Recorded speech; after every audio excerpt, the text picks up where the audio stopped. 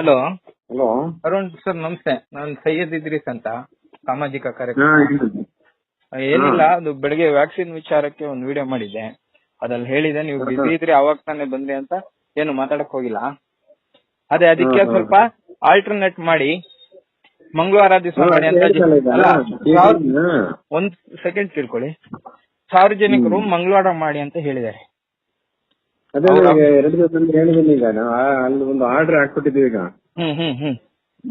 ಮಂಗಳವಾರ ಗುರುವಾರ 2 ದಿವಸನು ಇದು ಚೀಟಿನ ಅವ್ರಿಗೆಲ್ಲ ಚೀಟಿ 19 ಕೊಡ್ಬೇಕು ಅಂತ ಆರ್ಡರ್ ಮಾಡಿದ್ದೀವಿ ಈಗ.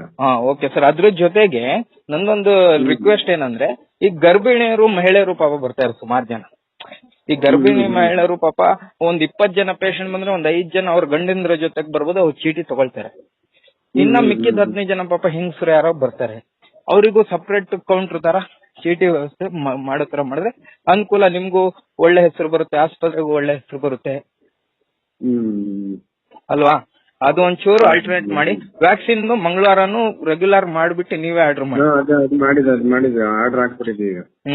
ಅದಕ್ಕೆ ನಿಮ್ಮ ಹತ್ರ ಅವಾಗ ಬಿಸಿ ಇದ್ರಿ ಪಾಪ.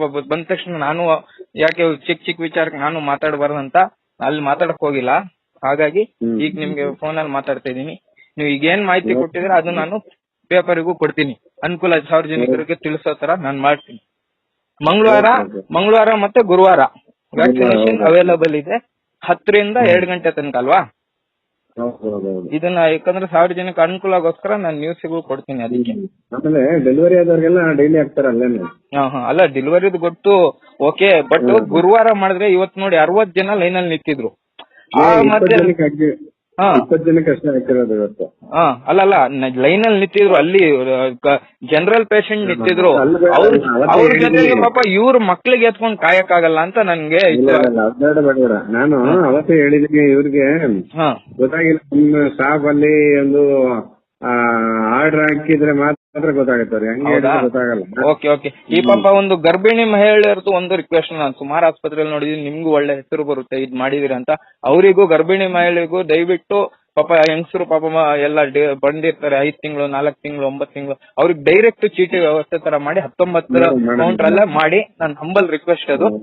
ಯಾಕಂದ್ರೆ ನಾವು ಸುಮ್ನೆ ಯಾರ ಮೇಲೆ ರೇಸ್ ಆಗೋದಲ್ಲ. ಅದರಿಂದ ನೀವು ಹೋಗಿ ಈಗ ನೋಡಿ, ಬೆಳಗ್ಗೆ ವಿಡಿಯೋ ಮಾಡಿ ನೀವು ಒಪ್ಕೊಂಡ್ ಪಾಪ ಸ್ಪಂದಿಸ್ತಿದಿರಲ್ಲ, ಅದು ಖುಷಿ. ಇದನ್ನು ನಾವು ಸಾರ್ವಜನಿಕರಿಗೆ ತಿಳಿಸ್ತೀವಿ. ಈಗ ಅದು ಆರ್ಡರ್ ಮಾಡ್ತಿದ್ವಿ. ಈಗ ಆರ್ಡರ್ ಹಾಕ್ಬಿಟ್ಟಿದೀವಿ. ಈಗ ಮಂಗಳವಾರ ಗುರುವಾರನೇ ಮಾಡ್ಬೇಕು. ಆಮೇಲೆ 19ನೇ ರೂಮಲ್ಲಿ ಚೀಟಿ ಅವ್ರಿಗೆ ಸಪರೇಟ್ ಆಗಿ ಚೀಟಿ ಕೊಡ್ಬೇಕು ಅಂತ ಮಾಡಿದ್ವಿ. ಅದೊಂದು ಗರ್ಭಿಣಿಯರದು ಒಂದು ಸೇರಿಸ್ಕೊಳ್ಳಿ ಸ್ವಲ್ಪ, ಅವ್ರಿಗೂ ಕಷ್ಟವಾಗುತ್ತೆ ಪಾಪ. ಗರ್ಭಿಣಿ ಮಹಿಳೆಯರದು ಸ್ವಲ್ಪ ಸೇರಿಸ್ಕೊಳ್ಳಿ. Okay sir, thank you.